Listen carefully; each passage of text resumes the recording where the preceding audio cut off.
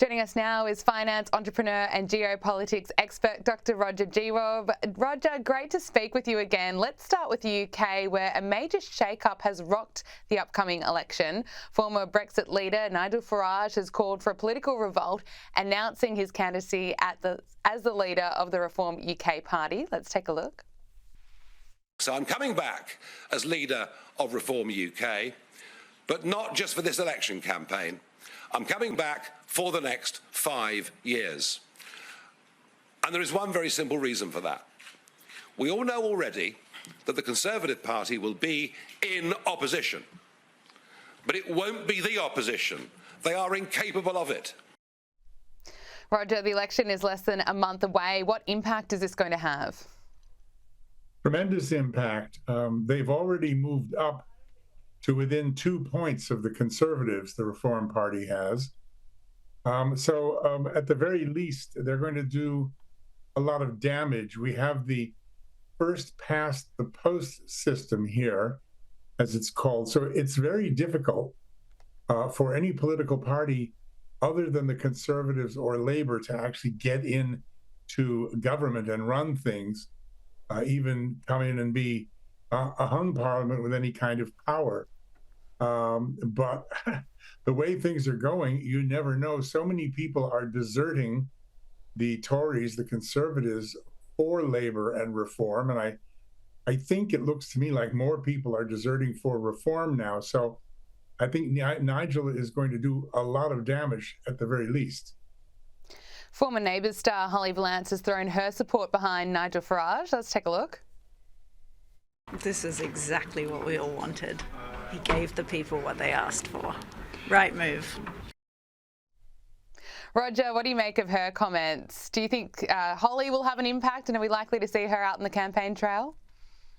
I don't know. I mean, you know, all sorts of celebrities get involved and throw their 2 cents in. Robert De Niro has gone crazy over Trump. I mean, you know, a lot of these people who aren't directly involved or experienced in politics should kind of stay in their zone. I don't know about Holly. She's quite a good spokesperson and a lovely celebrity, so I'm sure she'll influence quite a lot of people, and it certainly doesn't hurt to have her support, so I'm all for it. But some of them who are jumping on the bandwagon are, you know, kind of silly. Yeah, it's a fair point.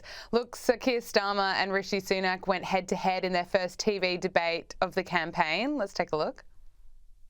What I won't do is engage in an expensive gimmick, the Rwanda scheme. If he believed it was going to work, he wouldn't have called an election before it can be tested. He wouldn't have done it. Would you consider processing asylum claims in a third country, Keir Starmer? Yes, if that was possible to do it in compliance with international law, of course. But just let me deal with this, because... So you do now agree? Okay, so you... Honestly, now, you've just changed I thought we were not going to talk over each other. So you do now agree with third country deals? Roger, what did you get out of the debate, and in your view, who won? I got a really good kip, and then when I woke up, I wasn't sure who won. It was completely boring, like listening to these two all the time. It's just so empty and vacuous and insipid, and neither of them really says anything. And when they do finally say something, they don't deliver on it. And it was pretty pathetic as far as I'm concerned. Nigel brings a lot more, a lot more energy to the process. And these two, it was like watching 2 Dyson electric heaters on full throttle just blowing at each other, you know. I finally decided to turn off the telly, and I washed my shirt and thought I'd watch that dry instead. Well, Nigel Farage was making headlines here in Australia while the debate was going on because a milkshake was thrown at him. Are we going to see him take up a fair bit of the spotlight over the next few weeks? Oh, yeah, totally. I mean, the Reform Party is gaining such momentum. And, you know, I'm not saying that, you know, they're the Messiah and they're going to solve everything. Just another bunch of politicians, and they're all quite boring sometimes, I think. And they all, you know, operate in a politician's kind of a way. But Nigel, as he said in an interview I did with him about why our politicians are so bad. He said it's because so many of them are professional politicians. And he's not really one of those. He's not so phony, if I can put it like that. So I think he'll cover a lot of ground. He's done a lot of damage. He will do a lot of damage to the Tories. There was a post on X today by somebody I called a Labour agent provocateur, who said that now, with all the damage Farage is going to do to the Tories, Labour will have a clean brief. They're in clear blue water and it's all lovely. And I posted back saying, don't listen to this idiot, because Labour isn't even a party. It's an agglomeration of warring groups trying to cover up the blood and the noise going on over anti-Semitism, communism, socialism, God knows what else these people get up to. So the whole thing is a mess and everybody's sick of it and they can't wait for it to be over. And I guess we'll end up, a lot of people are saying Labour, there's no question they'll be in. A lot of people are saying, don't be so surprised. We might end up stuck with Fishy Rishi again. And a small number of people are saying, Nigel could actually win this. So, it's at least exciting in that sense that now it isn't a foregone conclusion anymore. It'll be interesting to watch that unfold. Why do you think more people seem to be gravitating towards the Reform UK party? And what is it about Nigel Farage? Is it because he's a bit controversial? Can he really cut through in his messaging, I suppose, out in the campaign trail? And why is it that he will be making such an impact throughout this election campaign? Well, there's a lot of questions in there, Gabriella, but I guess the best way to answer them all is, firstly, the Tories have been in power for 14 years, and they've really made a god-awful mess. They put their foot in their mouth every morning before breakfast. Sex scandals, stealing, corruption, incredibly stupid decisions, idiots making pronouncements that, they then fight with each other over. It's just been abysmal. It would make anybody not want to go into politics watching them. It's embarrassing. They have absolutely destroyed the Tory party repeatedly and repeatedly for 14 years. Labour has basically stood by and not really come forth with any policies that make sense. They're now starting to announce some things, but everybody is scared to death. Well, everybody except Labour supporters is scared to death of Labour coming in. Jeremy Corbyn's hiding in the wings, more crazy stuff, socialist stuffs, soak the rich, spread the wealth, redistribute it. We are, as one of my followers posted, left with a choice between stepping in dog muck or cat muck. Well, Roger, we'll be getting your insights and analysis as we edge closer to July 4. I want to talk to you about China. There are concerns that China is set to become increasingly aggressive on the world stage as fears mount over whether the country is gearing up to invade Taiwan. The Chinese Defence Minister declared in a fiery speech at a Singapore Security Forum that the country's military is ready to forcefully prevent Taiwan's independence. Roger, what's your reaction to this? My reaction is that there's a lot of saber rattling going on by them, as there is obviously by President Putin. And that's essentially because they see how weak Joe Obama Biden is. His latest escapade of basically backing off, obfuscating his support for Israel and conflating the Israelis and Hamas as kind of equal combatants who should stop fighting, really was appalling and will be seen by China as just more weakness in the Obama and Biden camp. So they're going to push the envelope as far as they can. It's like the schoolyard bully who keeps, banging you a bit more every day to just see how far he can go. But I don't think he's going to break your nose in front of the teacher.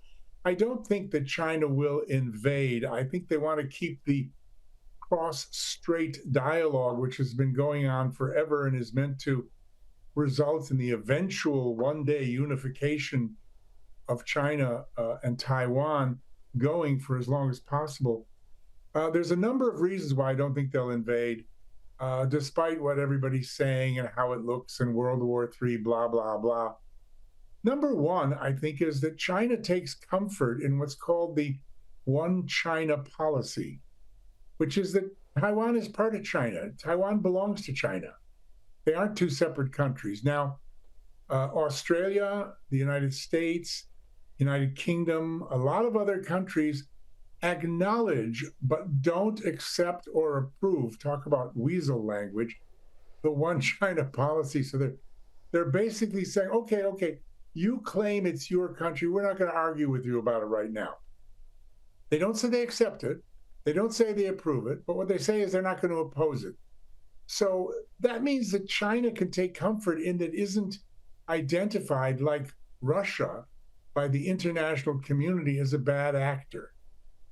Second factor is that Taiwan has got a ruddy, massive defense capability. You don't want to mess with them.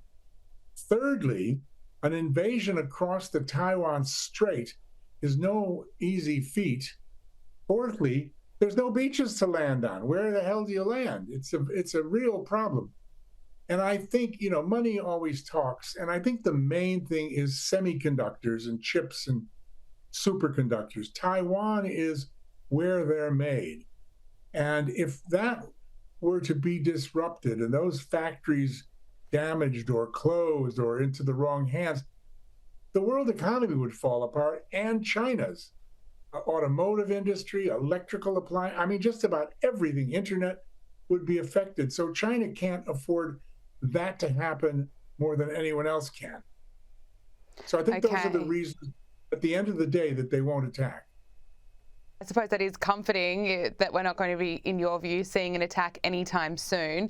I want to speak to you about Israel. It's been 243 days since Hamas terrorists attacked Israel. And of course, it's just so important that the world does not forget about the hostages who are still in captivity. We have heard from one Israeli woman, Lishay Lavin-Moran, who shared this clip on X saying that she is still waiting for her husband and her daughters are still waiting for their father.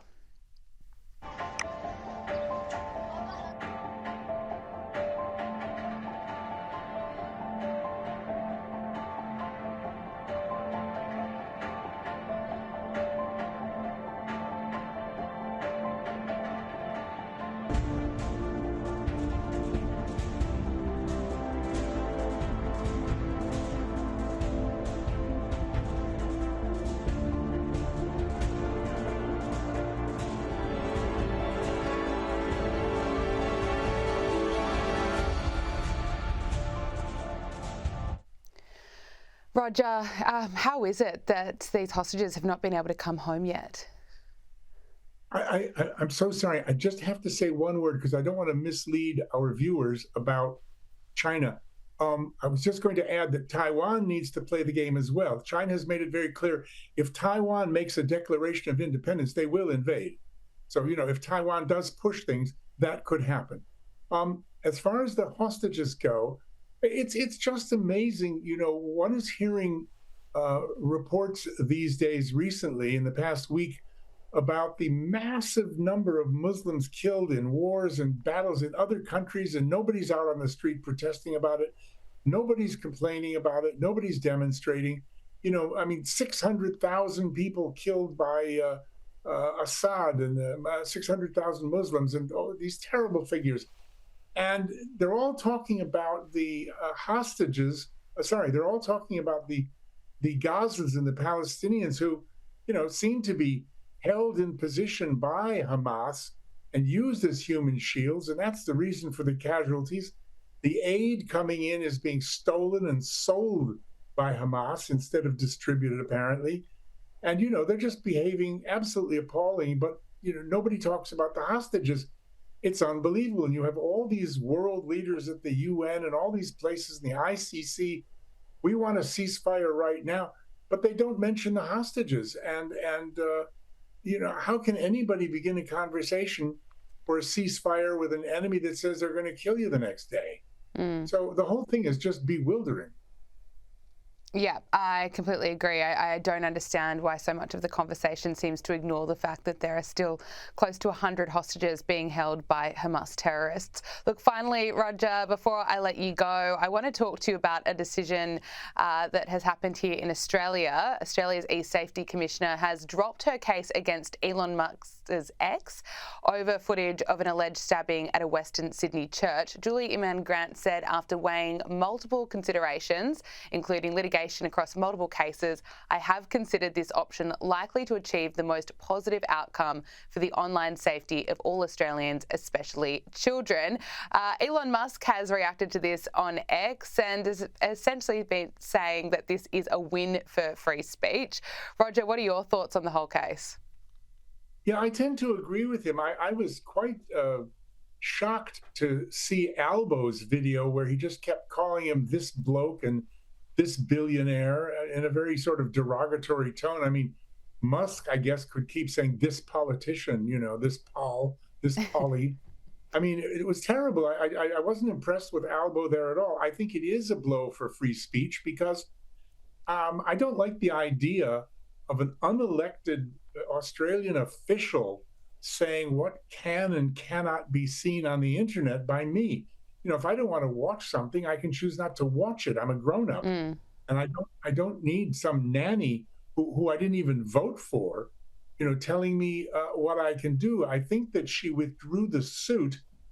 That was a lot of waffle about, in the best interest of blah. I mean, what happened? She was piled on by ex-supporters. Something like 180 million people. She received death threats. Her kids were doxxed. They really didn't like it. Whether Elon put them up to that or not, I don't know. But I mean, it's just out of order. And Albo just kept saying this guy should know better, and even if it's not the law, he should behave properly, socially, etc. Well, yeah, okay, thanks, Albo. But I mean, where do you draw the line exactly? If you and I don't agree on something, well, why do you get to say it has to be pulled? You've got to, she should have stayed in court at least, where she probably would have lost the case.